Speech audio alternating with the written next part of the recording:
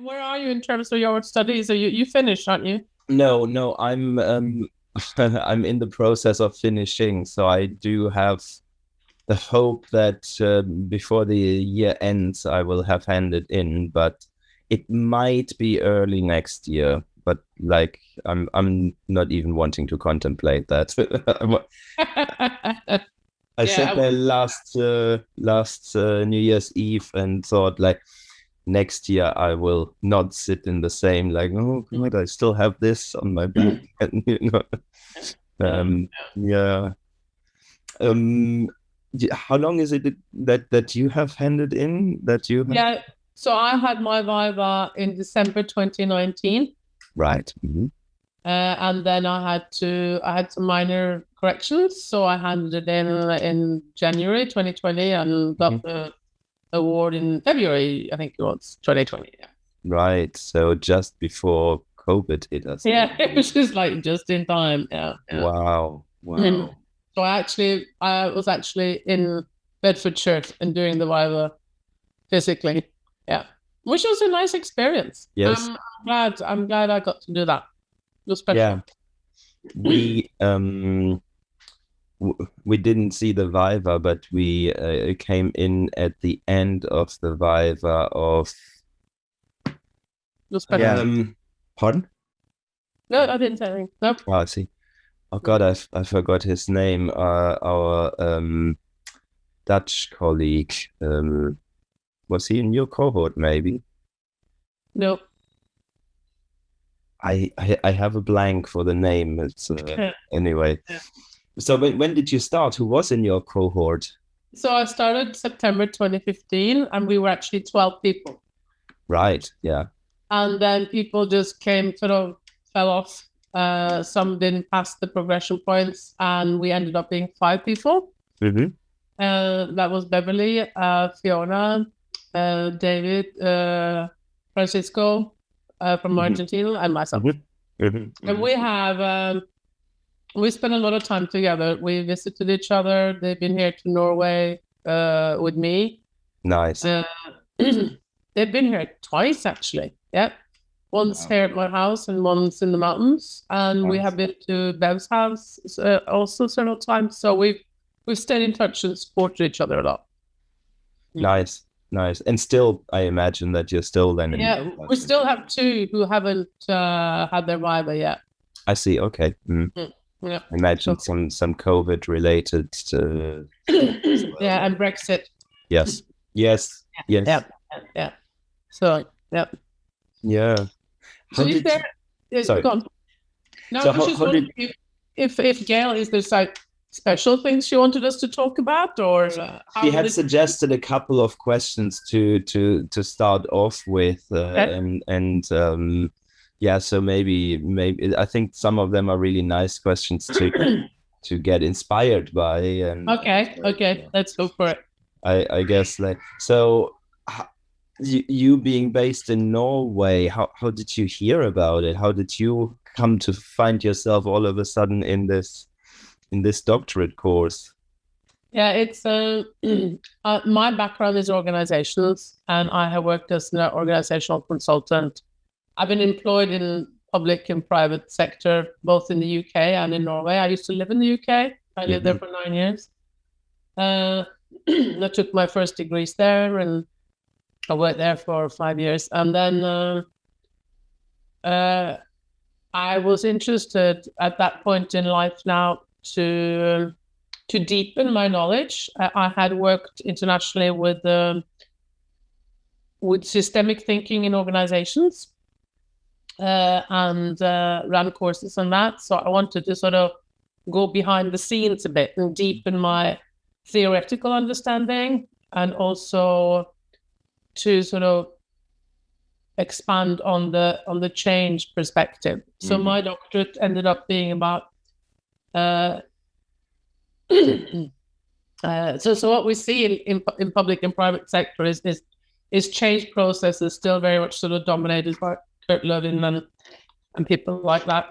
And my question became like, how can you use the systemic ideas for change processes in organizations and teams? So I followed 3 teams, and it was really, really interesting. Yeah. 3 teams of Oh, I'm sorry. No, yeah. Do you need a sip of something to drink or something? I'll just have a little more share. Okay. Need to fill it up a bit, so of course. Yeah, it's early in the morning. I haven't spoken to too many people. I had to also think, like, how do I warm myself up to... Yes. Yeah, so that's amazing. When you say you followed 3 teams, it's like 3 teams of organizational consultants and how they do things? No, it was one team was within the police. Right. They were undergoing a reform program into bureaucratic or a linear style. And then there was a team from private bank. And then there was a team in an organization sort of at the intersection between private and public sector. So they had the police team, they were told that they were leading the change, the project team. So their sort of targets or objectives were defined for them, whereas the other 2 teams defined their objectives for the change process. So, right. And that's, we explored according to that. So would that be then, like, do I understand it right, that these were kind of like part of your work? You would have worked with these 3 teams? No. I wanted to do it on the side. I see. So I ran participatory action research processes with all 3 teams, and I had 4 different access points in terms of, we talked about what were their previous experiences with change. That was, we spent the day on that. Then there was another one, a concept called immunity to change, which is really about what prevents you when you set out these objectives, what happens. And then we started looking at things like relationship between production and relationships and psychological safety. And then we looked at how systemic ideas could be applied. So the systemic idea versus modernist ideas, which we really see reflected in new public management. And then we were sort of looking at, because these teams would then normally just follow like a new public management change initiative. So then we were looking at, if you do the systemic ideas, how will that impact your change process in a different way? I see. And then I came up with this model, a wheel of systemic ideas. Sounds fascinating. I think it would be probably really unfair now for me to ask to summarize what you found, because you wrote a book about it, really, isn't it? In many ways. But like, do you think there is something that in the shortness of time that we have, you can say, or is it more interesting maybe to say how having done this research has kind of changed anything in your practice or has contributed to your practice? Yeah. I think doing the doctorate is like you really get to delve into something. And my supervisor kept saying, "You'll be an expert on this." And I'm going, no.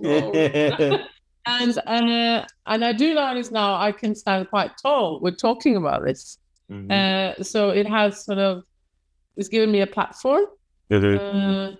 And it's also opened a lot of doors, so that prior to COVID, I worked as an organizational consultant.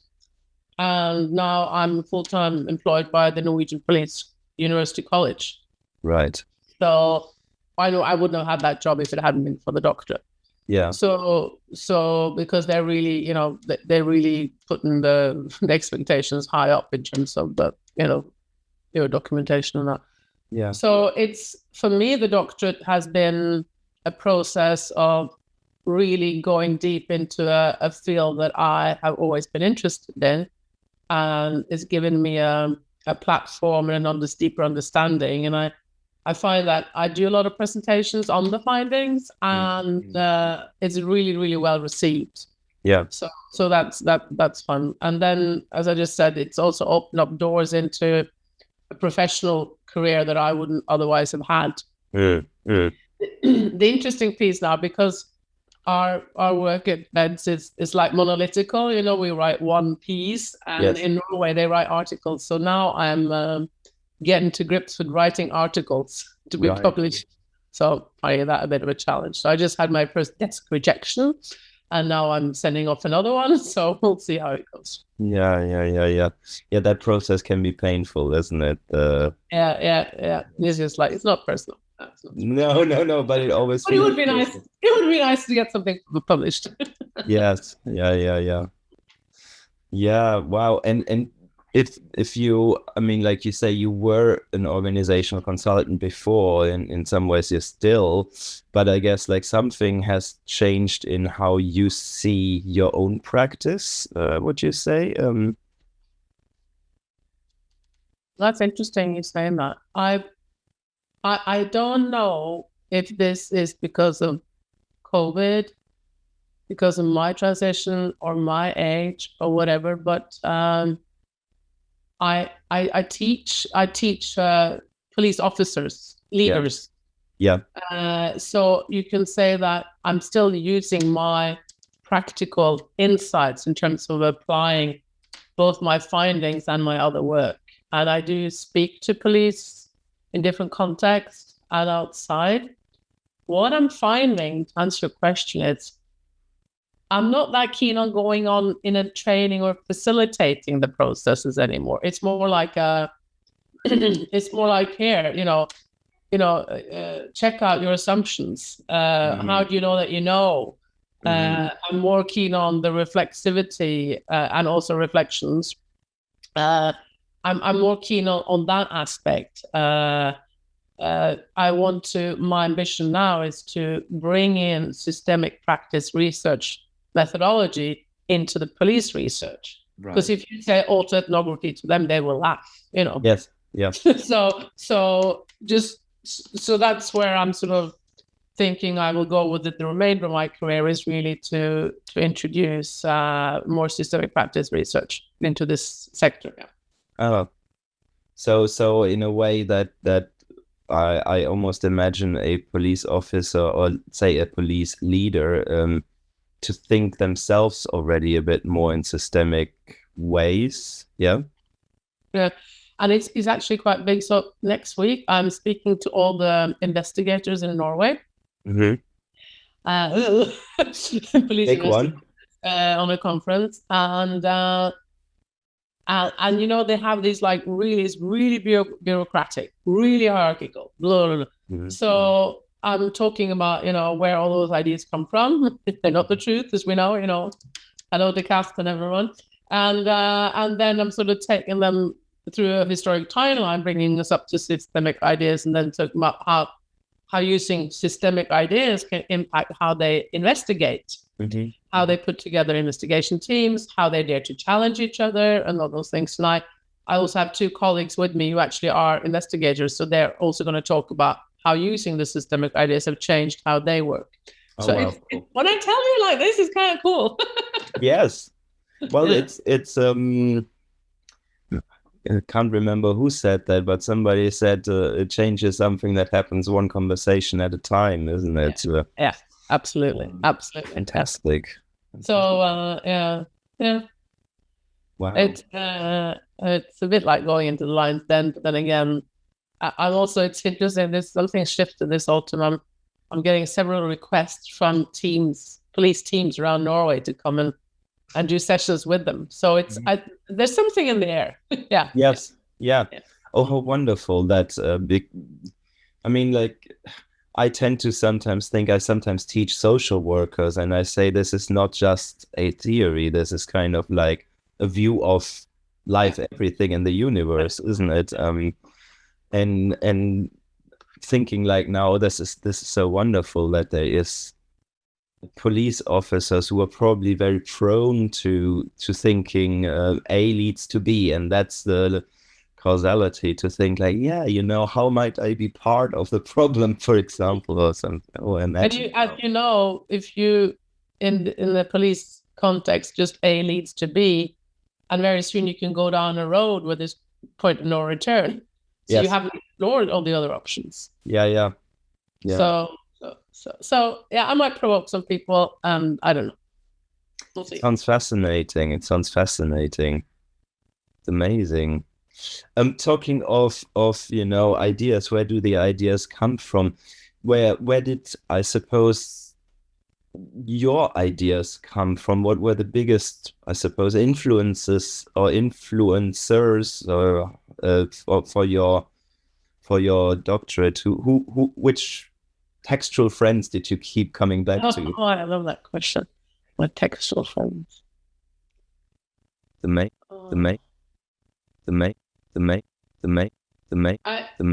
One of the things that's really Gail's work on the quality, how to measure quality in research is really, I've referred a lot to her because I think that's really groundbreaking what she's done there. It's really challenging that about, we're used to measuring reliability and validity, and she brings in these other things. And Sheila McNamee also with the same. Mm-hmm. I've read Anne Cunliffe. I haven't referred to her that much, but that was also, her thinking. Obviously, I also refer to John Schotter and Kenneth Gergen. I don't know how you say it in English. And I also, my doctorate was a lot about the complexity side of it as well. So Fritjof Capra was a friend. He's one of the people that sort of introduced it and made it sound so easy and pulled it all together. Mm-hmm. We also have some complexity thinkers in Norway. One guy called Johannessen. Mm-hmm. I'm trying to think. But I think one of the things that really is really, and that's what I've written this article about now, is like, one of the things that was key to me was what counts as knowledge. Yeah. And really challenging what counts as knowledge. And that's where Gail's work has been really, really interesting, and Sheila McNamee's as well, and of course others as well. But it's that, and that's what I want to bring in, is to people take for granted something, and I'm going like, no, but how do you know that you know? So this whole sort of this power game also of, who gets to define the discourses, who gets to, who has the power, the locus of power to say that, no, this is what counts or not. That fascinates me. So I go straight into the power. I can imagine this must be such an amazing, challenging question for police officers, where there is I imagine a bit more something like something counts as evidence or not. This is how we know that this person has committed that and that crime or not, isn't it? Wow. Absolutely. And and off. And then two other gentlemen, Maturana and Varela, has also really been important to me. The theory of autopoiesis is, the article I just wrote is about that. It's about autoethnography and autopoiesis. And just like when I did my research and came across their work, it was like, now I understand what's going on. Yeah. So I think those are some of my reading text friends or whatever. Yeah. Yes. Oh, fantastic. When you were writing, when you were on the doctorate, so to say, when you had these, I suppose you said 2015 to 2019, 20, something like 4.5 years or something like this. Yes, yeah. What were your highlights? What was one of the greatest moments that you remember? Just like I really enjoyed the times in the lakes. Yes. Yeah, I really, and I remember meeting you there as well, actually. Yes. And those were the highlights. Of course, the vibe, getting that done. Yeah. I enjoyed. What? I actually also enjoyed the process. I enjoyed sitting in this room, just reading and digging into it. And it was like, I used to call it like I had a secret lover upstairs, and I would sort of scuffle up to, and it was just the time to really delve into something so deeply, and just explore and explore and explore. giving yourself a space for that, but also having the frames around it. Yeah. Mm-hmm. And I think also, you asked me how I came across Bedfordshire, and it was like, I Googled different places, and what I liked was the systemic thinking. And I also liked that it was cohorts going through. So you're not doing a doctorate on your own for 4 years. That would be like a totally lonely, disastrous experience in my view. Yeah. And hence then also the probably you being quite a contributing factor to their being visiting to each other, you inviting your cohort over, and that dialogue. Really, really valuable dialogues. Really like friends for life, really. And we've also been in touch a lot. We have our own WhatsApp group, and we talk and support each other as best we can. You see that almost like goes a bit to thinking like the other side of the coin. There might also have been low moments that you quite obviously have overcome, and so that would be also an interesting question. How did you deal with or what helped you overcome these maybe lower moments, if there were any? I think the feedback or from the supervisors could, sometimes it's not like they were harsh on purpose. It was just like, it could be really painful. And I decided just really early on, I wasn't going to argue my point. I was just going to listen to their voices. They had very different opinions. So they were like pulling in different directions. So which made me even more, I wasn't going to understanding that I had to work this out on my own and trust myself, because my doctorate, not theirs. Yes. But I did find that, there were times where, if this is so bad, why am I even doing this? And I, at one point I had to reshuffle the whole structure of it as well. That was like, I remember being in a hotel room having a supervision, and I was like, oh, no, I don't want to do this anymore.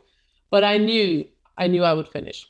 It was like I allowed myself to have those down moments because I knew, and as you know, when you're halfway through, you're sort of on the finishing line, you're definitely going to do it. Now you put so much work into it, you might as well stay the extra mile.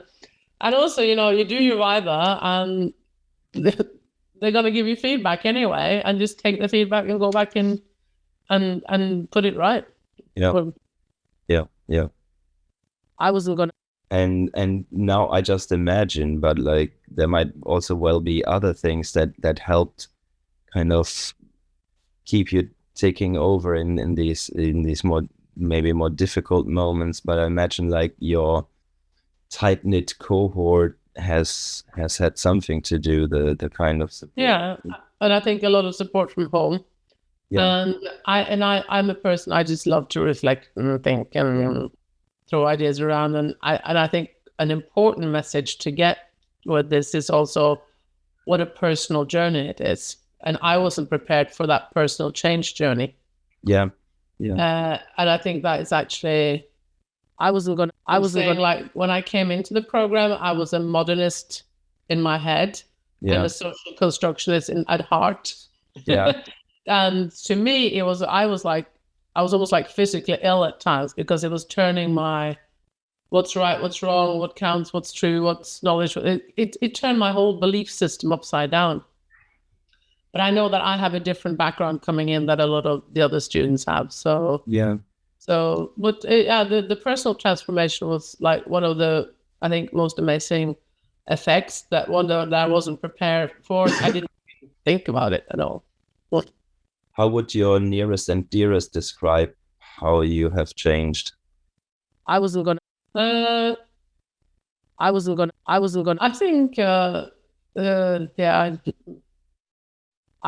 don't really know. I'll ask them tonight.